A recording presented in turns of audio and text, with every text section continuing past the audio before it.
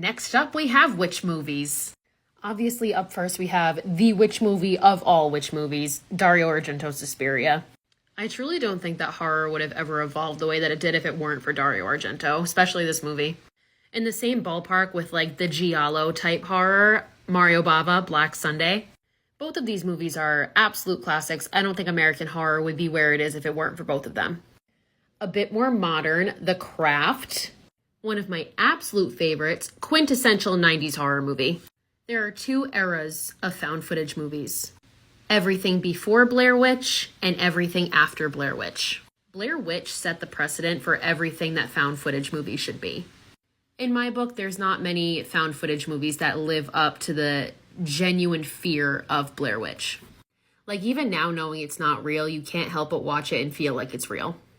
The Autopsy of Jane Doe is a bit more modern. I honestly wasn't expecting to like this movie as much as I did. I found it to be really entertaining and very well done and pretty unexpected. I have no idea how to actually pronounce this. Hexon, I think. I truly don't know. Regardless, this is like the OG witch movie. This is a silent film from 1922 that reviews the history of witchcraft, and honestly, for a silent film, the imagery in this movie is terrifying. I'm considering Paranormal 3 a witch movie because this is the first Paranormal Activity film where you kind of discover that witchcraft is the reason behind the possessions.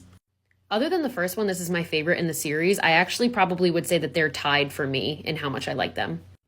I think an argument can be made for Rosemary's Baby being a witch movie, even though it's more of like a satanic cult.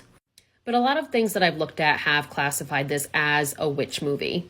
This movie is just iconic and essential for any horror fan. Okay, so this one is very recent, but I actually really surprisingly enjoyed the whole Fear Street series. Like the whole backstory for these movies essentially is based on witchcraft, but the third one is the one that really kind of delves into it and shows you like the witch hunt that was happening in the 1600s. Overall, I thought these movies were all really well done and just really entertaining. Drag Me to Hell is another one that can definitely be considered like a witchcraft-based movie. This one's more of a horror comedy, so if you are willing to watch it and not take it seriously, then it's for you. It's very reminiscent in terms of the humor of like the original Evil Dead and Evil Dead 2, obviously because it has the same director, Sam Raimi. And I know, not a movie, but I have to give an honorable mention to Coven, American Horror Story Season 3. Mostly because of my love for our supreme Jessica Lange.